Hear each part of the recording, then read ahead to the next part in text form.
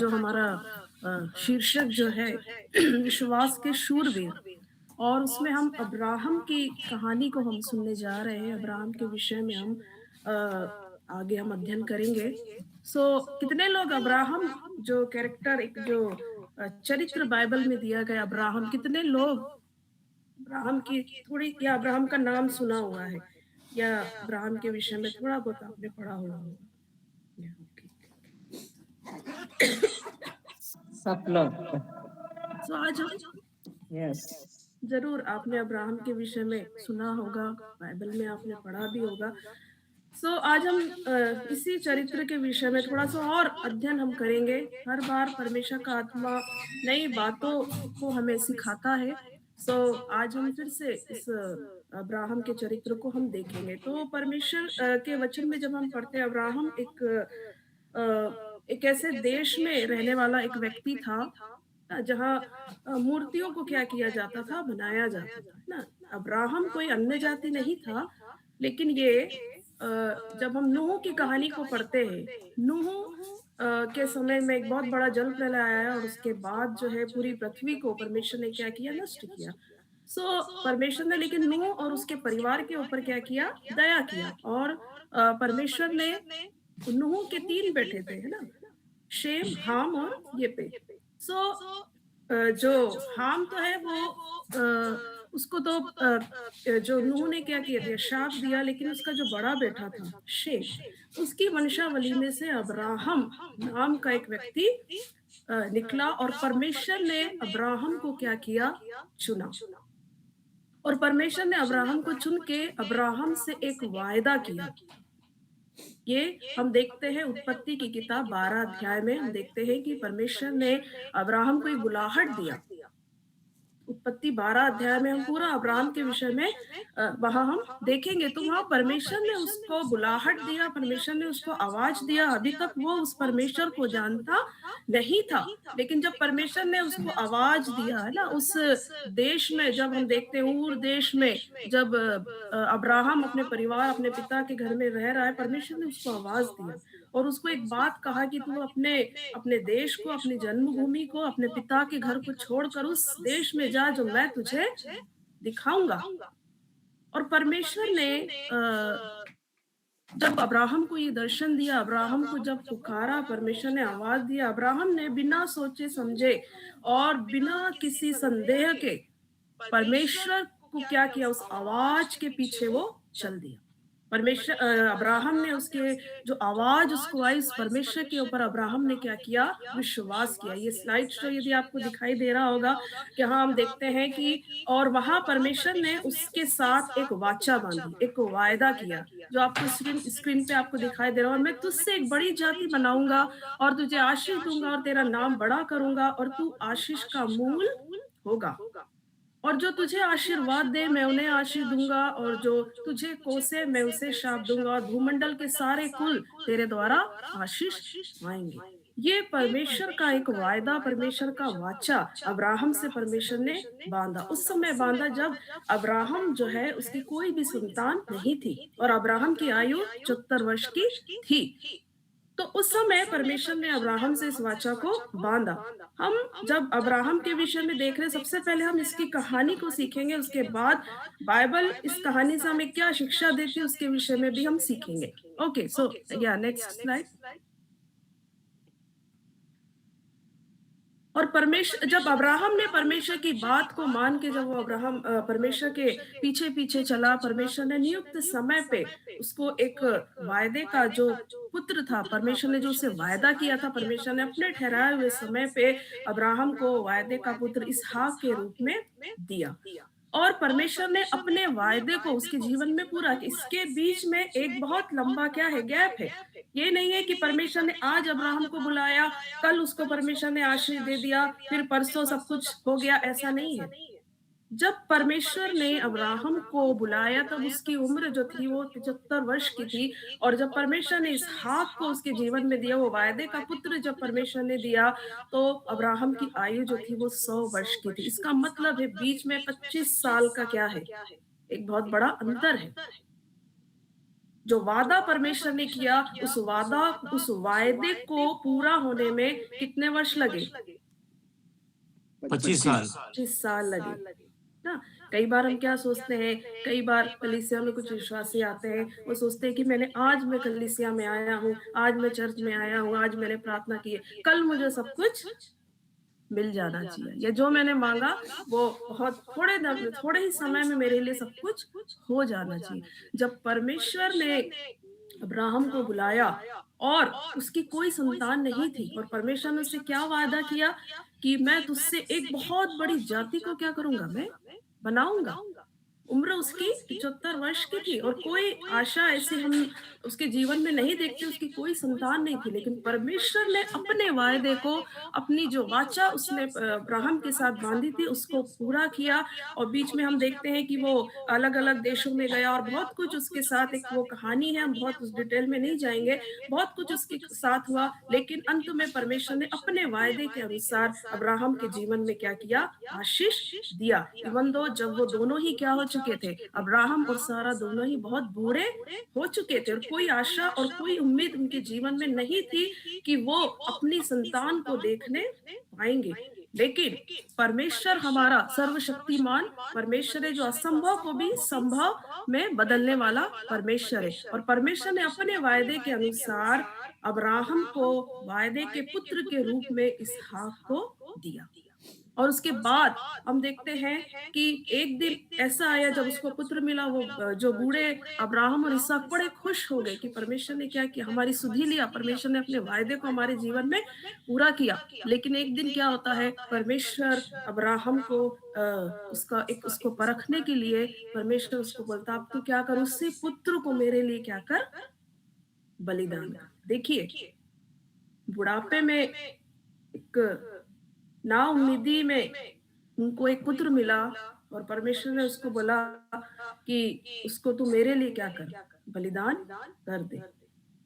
So generally परमेश्वर यदि हमसे हमारी कोई बहुत कीमती चीज मांग ले, तो हमारा जो प्रत्युत्तर कैसा होगा? हम बहुत निराश हो जाएंगे, दुखी हो जाएंगे, या फिर कुछ क्या हो जाएंगे, क्रोधित भी हो जाएंगे कि कैसा परमेश्वर है, हमने अभी आशीष दिया और उस आशीष को क्या कर दिया, वापस भी ले लिया। मनुष्य जो है वो क्या होता है, तुरंत अपने विचार को बदल देता है। लेकिन यहाँ जब परमेश्वर ने अब्राहम को अपने पुत्र को बलिदान करने के लिए कहा, तो अब्राहम ने क्या किया? अब्राहम ने बिना किसी सवाल जवाब के, या बिना किसी क्रोध के, या बिना किसी शंका के, उस बात के लिए वो क्या हो गया, तैयार हो गया, और अपने पुत्र इसहाक को परमेश्वर के लिए वो क्या करने गया, बलिदान करने के लिए वो लेके जाने लगा। और उसने कुछ भी ये संदेह नहीं किया, ये कुछ नहीं सोचा कि मेरे बुढ़ापे में मुझे एक ही पुत्र परमेश्वर ने दिया है, अब ये भी चला जाएगा तो मेरा आगे का जीवन या मेरा वंश कैसे चलेगा। उसने ये सब बातों को बिल्कुल भी नहीं सोचा, और उसने क्या किया, जैसा परमेश्वर ने उसको बोला था वो वैसे ही उसने उस बात के ऊपर विश्वास करके, उसकी आज्ञा को मानते हुए अपने पुत्र को वो लेकर के कहाँ चला गया, मोरिया पर्वत पे उसको बलिदान करने के लिए वो चला गया। Okay, next slide. और उसके आगे जब हम पिक्चर में देखते हैं कि इस अब्राहम जो है वो इसहाक को लेकर के क्या कर रहा है, उस मोरिया पर्वत की ओर जा रहा है कि मैं अपने पुत्र को क्या करूंगा, मैं बलिदान करूंगा। और उसका जो पुत्र इसहाक, वो भी क्या कर रहा है, वो भी अपने पिता के साथ बड़ी आज्ञाकारिता के साथ उसके साथ साथ क्या कर रहा है कि हाँ, अब मेरा पिता मुझे क्या कर रहा है, उस बलिदान करने के लिए मुझे साथ में लेकर के जा रहा। तो वो उसके अंदर की इच्छा थी कि मैं देखूंगा कि किस तरीके से बलिदान होता है, लेकिन वो ये नहीं जानता था कि वो क्या है, वो बलिदान मैं ही हूँ, मुझे ही अपना मेरा पिता बलिदान करने जा रहा है। ये इसहाक नहीं जानता था, इसलिए जब वो जा रहा था रास्ते में उसने एक प्रश्न पूछा अपने पिता से कि पिता, कि देख लकड़ियां तो है और जो बलिदान का सब कुछ सामग्री हमारे पास है, लेकिन कौन नहीं है, वो मेमना नहीं है। तो अब्राहम ने उसको क्या जवाब दिया कि परमेश्वर आप ही क्या करेगा, उस मेमने का उपाय करेगा। और उसके बाद हम देखते हैं कि अब्राहम जो है वो परमेश्वर की आज्ञा का पालन करते इसहाक को उस मोरिया पर्वत के ऊपर लेकर के जाता है। और वहां हम क्या देखते हैं, परमेश्वर की अद्भुत योजना को हम देखते हैं। उसको वो वेदी के ऊपर क्या करता है, वेदी बना के उस पे अब्राहम को क्या कर देता है, वो लेटा देता है। और अंत में क्या करता है, जो परमेश्वर ने उसको बोला उस कार्य को करने के लिए, वो क्या करता है, उसको उसको मारने के लिए जैसे ही वो हाथ बढ़ाता है, एक स्वर्गदूत आकर के उसको क्या कर लेता है, रोक लेता है। उसको बोलता है, हे अब्राहम, तू उसके ऊपर हाथ मत बढ़ा। और उसी समय हम देखते हैं, जो आप स्लाइड में पिक्चर देख रहे होंगे, उसी समय वहां एक झाड़ियों में एक मेमना जो है वो क्या होता है, एक उसमें उलझा हुआ होता है। और परमेश्वर वहां एक अद्भुत मेमने का उपाय करता है। और अब्राहम जो है वो उस मेमने का क्या करता है, फिर बलिदान करता है। Praise the Lord। और यहाँ परमेश्वर के वचन में हम एक बात को देखते हैं कि परमेश्वर बोलता है कि तूने मुझसे कितना प्रेम किया कि तूने अपना जो बेटा था उसको भी तूने रख नहीं छोड़ा। मतलब तू मेरे लिए अपने बेटे को भी बलिदान करने के लिए क्या हो गया, तैयार हो गया। Praise the Lord. सो यहाँ अब्राहम के जीवन के एक ऐसे अद्भुत, उसने जो विश्वास परमेश्वर पे किया। इब्रानियों के पत्र में आप पढ़ेंगे तो उसमें लिखा है कि अब्राहम ने जो परमेश्वर के ऊपर विश्वास किया, उसको परमेश्वर ने अपने लेखे में क्या गिना, धार्मिकता गिना। ये किसी के विषय में नहीं लिखा गया है। अब्राहम का परमेश्वर के ऊपर विश्वास करना परमेश्वर के लेखे में धार्मिकता क्या है, गिना गया। और परमेश्वर ने अब्राहम को क्या किया, आशीष दिया। उसके बेटे को परमेश्वर ने वध या बलिदान होने नहीं दिया। आगे हम कहानी में देखेंगे।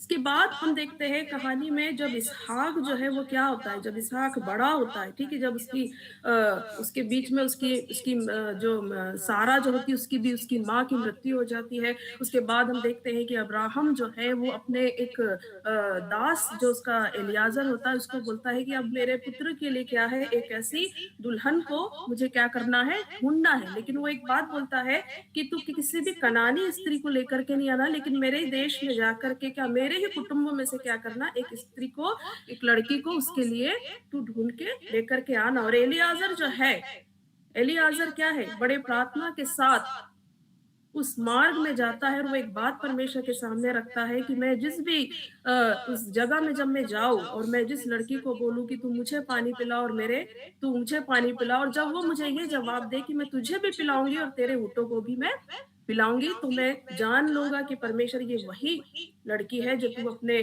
दास के पुत्र के लिए तूने चुना हुआ है। और ठीक जब वो एलियाजर इस प्रकार से मार्ग में जाता है, और जब वो लाबान के घर के पहले ही, लाबान के घर से पहले ही जब वो एक जगह में जाता है, वहां क्या होता है, सेम जैसा वो प्रार्थना कर रहा था, वैसे ही रिबका जो है अपनी सहेलियों के साथ उस जगह में वो पानी भरने के लिए आती है। और एलियाजर उससे बोलता है कि तू मुझे पानी पिला, और रिबका उसको जवाब देती कि मैं तुझे भी पिलाऊंगी और तेरे ऊँटों को भी मैं पिलाऊंगी।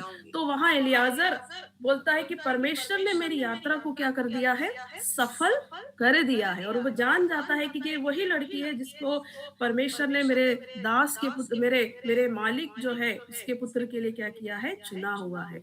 और वहां हम देखते हैं कि जब रिबका उसको अपने घर में लेकर के जाती है, उसका जो भाई होता है लाबान, और सब परिवार से जब वो मिलता है, उससे एक प्रश्न पूछा जाता है कि सब वो अपनी जो उसका जो इंट्रोडक्शन है वो सब कुछ बता कि मैं कहाँ से आया हूँ, मैं अब्राहम का दास हूँ, मैं उसके पास से आया हूँ, सब कुछ जब वो बताता है। और उसको बहुत से बहुमूल्य वो काफी जो कंगन और अंगूठी जो भी है उसको वो देता है। उसके बाद लाबान जो है वो रिबका से पूछता है कि क्या तू इस पुरुष के साथ जाएगी। तो वहां हम एक बात बोलते हैं, देखते हैं परमेश्वर के वचन में, रिबका बिना संदेह किए या बिना किसी प्रकार की शंका हुए अब रिबका जो है वो ये जवाब देती कि हाँ मैं जाऊंगी। इसका मतलब ये है कि रिबका पूरी तरह से क्या होती है, तैयार रहती है। शी वॉज रेडी, वो तैयार है जाने के लिए। Praise the Lord। और परमेश्वर ने उसके मन में इस बात को डाला, और वो ये नहीं बोलती कि मुझे अभी और रुकना है, मैं तैयार नहीं हूँ, मुझे बहुत कुछ करना है, बोलती उसने एक ही जवाब दिया, हाँ मैं जाऊंगी। और उसके बाद कहानी में हमने अब्राहम की कहानी को अभी तक हमने देखा है, शॉर्ट में देखा क्योंकि समय बहुत कम है इसलिए मैंने बहुत शॉर्ट में कहानी बताई है। कहानी तो अब्राहम की बहुत ज़्यादा लंबी है। तो शुरुआत में हम अब्राहम के जीवन में हम देखते हैं, अब सबसे पहले अब्राहम ने परमेश्वर के ऊपर विश्वास किया। एक ऐसी आवाज के ऊपर उसने विश्वास किया, एक ऐसे परमेश्वर के ऊपर उसने विश्वास किया जिसको वो नहीं जानता था। और उस आवाज के पीछे सारी जिंदगी अब्राहम जो है वो चलता रहा। उसकी आवाज का आज्ञा पालन वो करता रहा। Praise the Lord. और परमेश्वर ने उसको क्या आशीष दिया? परमेश्वर ने उसके विश्वासियों का क्या बना दिया? उसको पिता बना दिया। भूमंडल के सारे कुल उसके द्वारा क्या पाएंगे? आशीष पाएंगे। परमेश्वर ने उसको एक अद्भुत क्या किया? आशीष दिया। भूमंडल के सारे कुल तेरे द्वारा क्या पाएंगे? आशीष पाएंगे। तो आशीष का क्या होगा? मूल होगा। जो तुझे आशीष दे मैं उसे आशीष दूंगा, जो तुझे कोसे मैं उसे क्या करूंगा? श्राप दूंगा। तो अब्राहम को परमेश्वर ने विश्वासियों का क्या बनाया? पिता उसको बना दिया। ओके, आगे हम देखेंगे। Next slide. तो ये हमने देखा है कि अब्राहम की अभी तक की हमने कहानी को शॉर्ट में हमने क्या किया है? सीखा है। लेकिन अब हम अब्राहम को हम देखते हैं पुराने नियम में, लेकिन अब्राहम की कहानी है, अब्राहम जो चरित्र है उसको हम कैसे यीशु मसीह के साथ हम उसकी तुलना कर सकते हैं। तो यहाँ हमने 3 मेन घटनाएं देखी। एक तो सबसे पहले हमने क्या देखा? अब्राहम का जन्म से हम ये देखते हैं कि परमेश्वर ने जिस प्रकार से परमेश्वर ने अब्राहम के जीवन में आशीष दिया, अब्राहम को परमेश्वर ने चुना और इसहाक के रूप में क्या किया? उसको आशीष दिया। मतलब इसहाक का जो जन्म है वो, इसहाक कौन है? इसहाक वायदे की संतान है। इसहाक जो है वो कौन है? वो वायदा परमेश्वर ने किया। ऐसा नहीं दुनिया में बहुत से बच्चे होते हैं, ठीक है, लेकिन इसहाक के लिए क्या किया गया था? परमेश्वर ने अब्राहम से वायदा किया था। Praise the Lord. और उसको हम 3 मुख्य बिंदुओं में जोड़े में, उसमें सबसे पहला है जन्म। इसहाक का जन्म कैसे हुआ? परमेश्वर ने अब्राहम से क्या किया? वाचा बांधा। Hallelujah, praise the Lord. और यशायाह 7 का 14 में क्या लिखा है? परमेश्वर ने क्या किया? इसलिए प्रभु आप ही तुम्हें एक चिन्ह देगा। परमेश्वर ने प्रभु यीशु मसीह के संबंध में भी हमसे क्या किया? एक वाचा बांधी है कि एक कुंवारी गर्भवती होगी और पुत्र को जन्म देगी और उसका नाम क्या रखना? इम्मानुएल रखा जाएगा। और ये भविष्यवाणी, ये वायदा परमेश्वर का पुराने नियम में हम देखते हैं। और जब हम मत्ती 1 का 23 में पढ़ते हैं तो वो वायदा क्या होता है? पूरा होता है। कैसे वो वायदा पूरा होता है? परमेश्वर जिब्राइल जो स्वर्गदूत है वो उस कुंवारी मरियम के पास आता है और उसको बोलता है कि तू एक पुत्र जनेगी और तू उसका नाम क्या रखना? इम्मानुएल रखना। वो अपने लोगों को उनके पापों से क्या करेगा? आजाद करेगा। और ठीक वो भविष्यवाणी क्या होती है? नए नियम में जब हम देखते हैं वो क्या होती है? पूरी होती है। Is law. तो ये वायदा जब परमेश्वर ने अब्राहम से किया, इसहाक के रूप में परमेश्वर ने उस वायदे को क्या किया? पूरा किया। परमेश्वर ने अपने पुत्र के संबंध में भी क्या किया था? एक वायदा किया है जो अभी क्या हो गया है? 2026 साल पहले वो वायदा क्या हो गया? पूरा हो चुका है। Hallelujah, praise the Lord. तो अब्राहम और इसहाक की जो कहानी है वो यीशु के माध्यम से परमेश्वर के एक बहुत बड़े बलिदान की क्या है? एक झलक है, एक छाया है। और ये कहानी बहुत सारी उनके बीच में बहुत सारी समानताएं जिसको क्या करती है? वो उजागर करती है। तो सबसे पहला हमने देखा जन्म। इसहाक का भी वायदे के अनुसार जन्म हुआ। प्रभु यीशु मसीह का भी क्या हुआ? वो वायदे के अनुसार उसका जन्म, अर्थात वो भविष्यवाणी पूरी हुई कि तुम्हारे लिए कैसा पुत्र परमेश्वर देगा, अपना इकलौता पुत्र देगा जो क्या करेगा? लोगों का उनके पापों से उनको आजाद करेगा, उनको छुटकारा देगा। Okay, next slide. दूसरा क्या है? बलिदान। बलिदान। इब्राहिम द्वारा इसहाक की बलि देने की घटना को यीशु मसीह के अंतिम बलिदान का एक सशक्त प्रतीक माना जाता है। अब्राहम को जब परमेश्वर ने बोला कि मैं क्या करूंगा, जो पुत्र मैंने दिया तो उसका क्या कर, बलिदान करो। और अब्राहम क्या हुआ, अब्राहम वैसे ही उसके पीछे पीछे, उस आवाज के पीछे चला, उसके आज्ञाकारिता में चला और अपने पुत्र को क्या किया, उसने बलिदान के लिए लेकर के चला गया। लेकिन वहां परमेश्वर ने इसहाक का बलिदान होने नहीं दिया। क्या इसहाक का बलिदान हुआ था क्या? नहीं, इसहाक का बलिदान नहीं हुआ, लेकिन उसके बदले किसका बलिदान हुआ, एक भेड़, मेमना मेमना प्रेज़ द लॉर्ड, एक मेमना परमेश्वर ने इसहाक के बदले एक मेमने को परमेश्वर ने बलिदान के लिए दिया।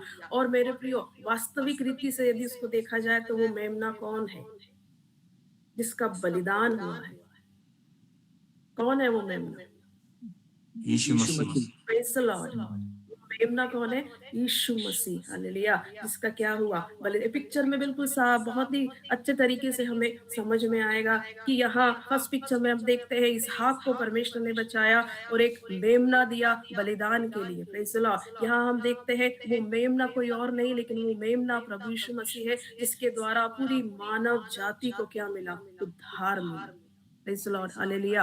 और वो आशीष का जो वादा था वो क्या किया हुआ, पूरा किया। इसलिए अब जो प्रभु यीशु मसीह का बलिदान हुआ है, जो अंतिम बलिदान जिसको माना जाता है, अब किसी भी प्रकार के बलिदान की आवश्यकता नहीं है, क्योंकि संपूर्ण मानव जाति के पापों के लिए प्रभु यीशु मसीह ने उस व्यवस्था के अधीन में होकर के एक ही बलिदान क्या किया है, दे दिया है। अर्थात परमेश्वर ने अपने इकलौते पुत्र को हमारे लिए क्या कर दिया, दे दिया, ताकि उसके बलिदान के द्वारा हम पूरी मानव जाति क्या पा सके, उद्धार को पा सके, छुटकारे को पा सके। इसलिए अब किसी प्रकार का और कोई बलिदान करने की आवश्यकता नहीं है। वो एक अंतिम बलिदान जो है वो यीशु का हो चुका है और परमेश्वर ने अपने वायदे को क्या किया, पूरा किया। ओके, नेक्स्ट स्लाइड में हम जाएंगे।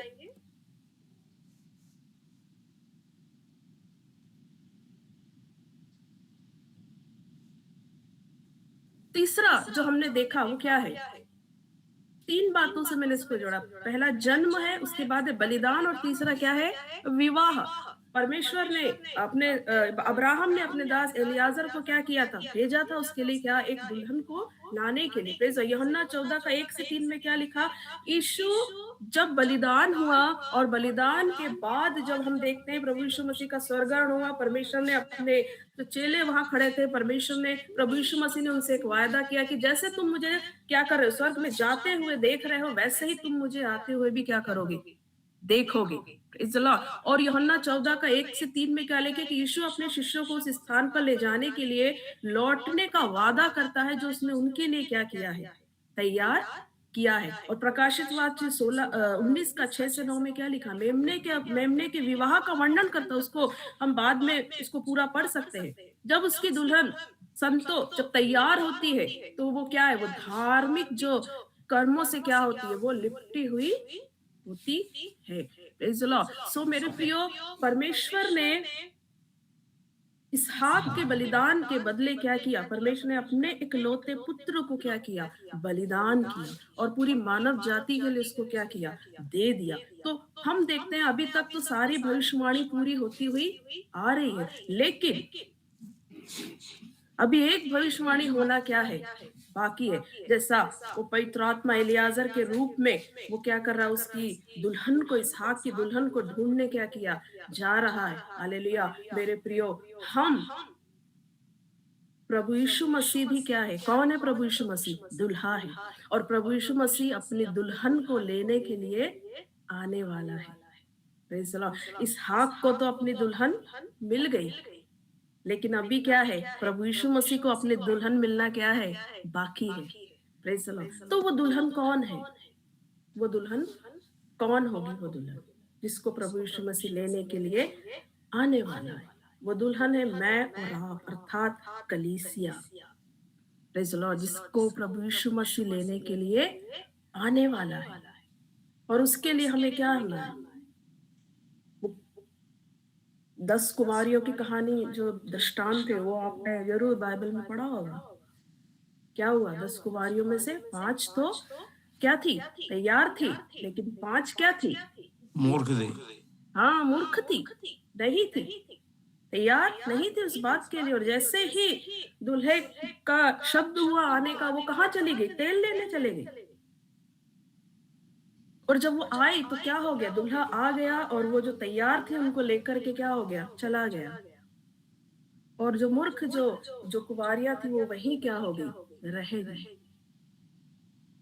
सुनो, सो हमें अब्राहम की कहानी के 3 भागों को हमने देखा है। अब्राहम के जीवन से हमने सीखा, पहला तो है वायदे के रूप में इसहाक का जन्म जो उसने अपने दास अब्राहम और सारा को दिया।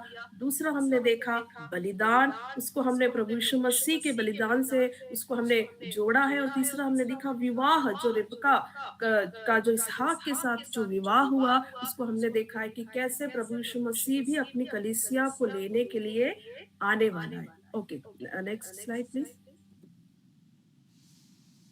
तो 5 तरीके से यहाँ हमने अब्राहम ने यीशु को किस रीति से क्या किया है? दर्शाया। पहला, अपने आराम से बाहर निकलना। इसको बहुत सरल शब्दों में मैंने कहा, अपने आराम से बाहर निकला। परमेश्वर ने सबसे पहले अब्राहम को क्या बोला?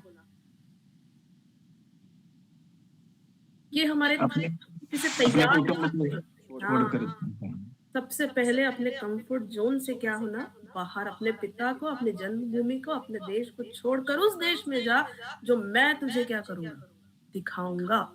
और अब्राहम ने उस बात के ऊपर क्या किया? विश्वास किया और उसकी आज्ञा का पालन किया। दूसरा, अनेक जातियों का पिता। परमेश्वर ने उसको क्या आशीष दिया? परमेश्वर ने उसको अनेक जातियों को क्या बना दिया? उसको पिता बना दिया। ये परमेश्वर की आशीष थी अब्राहम के ऊपर। और उसके बाद उसने अपने इकलौते पुत्र को क्या किया? बलिदान करने के लिए भी वो क्या हो गया? तैयार हो गया। Praise the Lord. सो दूसरों के लिए मध्यस्थता, एक और पॉइंट था इसमें, दूसरों के लिए मध्यस्थता।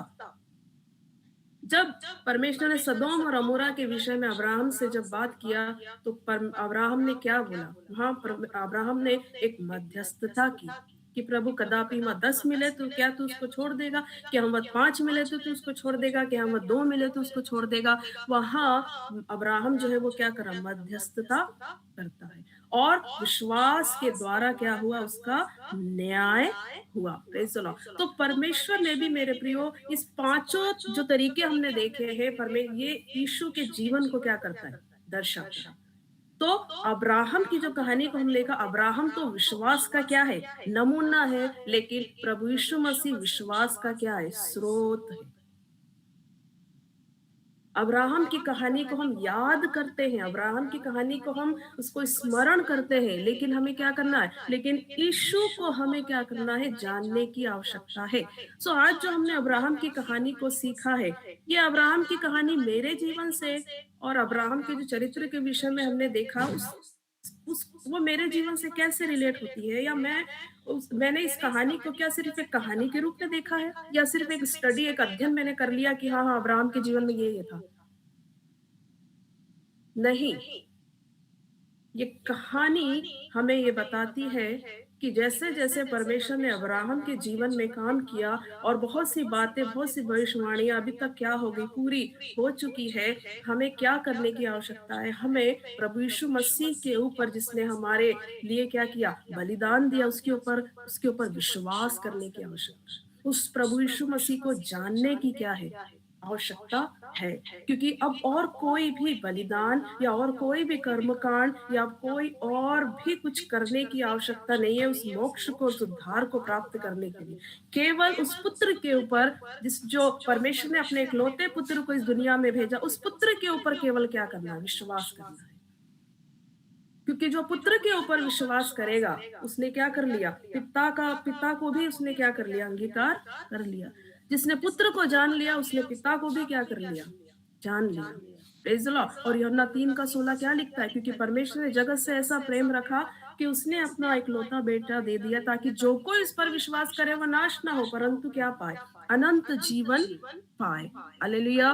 तो मेरे प्रियो, हमें उस पुत्र के ऊपर क्या करना है? विश्वास करने की आवश्यकता है। उस पुत्र के ऊपर विश्वास करके हमें कहाँ एकत्रित होना है? पुत्र किसको लेने के लिए आ रहा है? कलीसिया को लेना। कलीसिया को, तो आपको कहाँ होना है? नहीं, मैं तो घर में ही ठीक हूँ, प्रभु यीशु मुझे स्पेशल घर में लेने आ जाएगा, ऐसा है? मैं घर में बहुत प्रार्थना करता हूँ, मैं घर में बहुत बाइबल पढ़ता हूँ, मुझे कलीसिया जाने की क्या ज़रूरत है? प्रभु मुझे मेरी स्पेशल जगह पे ही लेने आ जाएगा। क्या ऐसा है? नहीं, नहीं, हमें कहाँ होना है? हमें कलीसिया में होना है, क्योंकि प्रभु यीशु मसीह किसको लेने के लिए आएगा? संगति विधान है। कलीसिया को लेने के लिए, वो जो उसकी दुल्हन है उसको लेने के लिए वो आने वाला। तो सबसे इम्पोर्टेंट बात है, हमें कहाँ होना है? हमें कलीसिया में होने की आवश्यकता है। और ये एक स्लाइड और है शायद।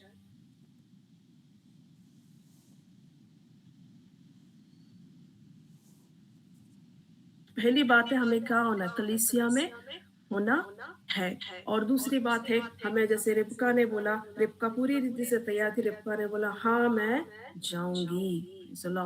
वैसे ही कलीसिया को क्या रहना है? तैयार होना है।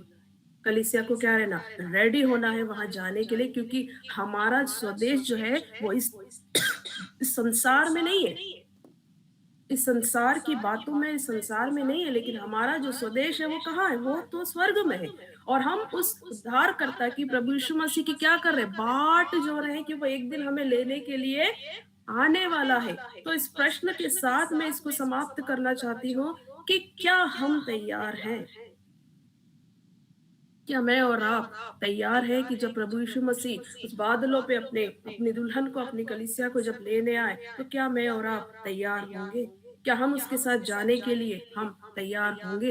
ये एक प्रश्न के साथ मैं इसको समाप्त करना चाहती हूँ। ये हमें सोचना है मेरे प्रियो, ये हमें जानना है कि क्या मैंने सही रीति से उस पुत्र के ऊपर, उसके बलिदान के ऊपर क्या मैंने विश्वास किया है? क्या मैं अपने आप को उस प्रभु यीशु मसीह के लिए, क्या मैं अपने आप को तैयार कर रहा हूँ? कलीसिया कैसी होती है? वचन में लिखा है कि कलीसिया के जिसमें कोई झुर्री ना हो, जिसमें कोई दोष ना हो, जिसमें क्या हो? वो बिल्कुल कैसी हो? पवित्र हो। क्या हम उस रीति पवित्रताई से हम अपने जीवन को कलीसिया के अंदर बिता रहे हैं? क्या हम आज्ञाकारिता में, जैसे अब्राहम परमेश्वर की आज्ञाकारिता में चलता रहा, क्या हम आज्ञाकारिता में चल रहे हैं? क्या हम पवित्रताई में अपने जीवन को बिता रहे हैं? क्या हम बिना संदेह के परमेश्वर के साथ साथ हम क्या चल रहे हैं? ये बहुत सारे प्रश्न हैं जिनका जवाब इस नए साल में हमें क्या करना है? ढूंढना है मेरे प्रिय। अपने जीवन को जांचना है और परखना है, और अपने आप से ये सवाल करना है कि क्या मैं तैयार हूँ? परमेश्वर का आत्मा, जैसे एलियाजर को पवित्र आत्मा के रूप में दर्शाया जाता है। हालेलुया। पवित्र आत्मा आपको जरूर क्या करेगा? आपसे बात करेगा। वो आपको क्या करेगा? वो आपको समझाएगा। वो आपको क्या करेगा? जरूर वो जो कुछ, यदि कोई कोई कमी भी है, यदि कोई गलत बात भी है, तो पवित्र आत्मा उसको क्या करेगा? रिवील करेगा हमारे ऊपर। Praise the Lord. सो इस अध्ययन के साथ मैं आज के इस टॉपिक, जो भी शीर्षक मुझे मिला था, उसको मैं समाप्त करना चाहती हूँ। लेकिन अब्राहम की कहानी को सिर्फ कहानी के रूप में हमें नहीं समझना है। यीशु के बलिदान को हमें इतना हल्के में नहीं लेना है मेरे प्रियो, लेकिन हमें इस बात को जानने की आवश्यकता है और अपने आप से ये सवाल करने की आवश्यकता है कि क्या मैं प्रभु यीशु मसीह के लिए तैयार हूँ? कि जब प्रभु यीशु मसीह आए तो क्या मैं उसके साथ, हालेलुया, बादलों पे उठा लिए जाएंगे हम? इस बात के बारे में हमें सोचना है। Praise the Lord. सो परमेश्वर आज के इस स्टडी अध्ययन के द्वारा हम सबको परमेश्वर बताए से आशीष दे। आई थिंक मेरा समय भी शायद समाप्त हो चुका है।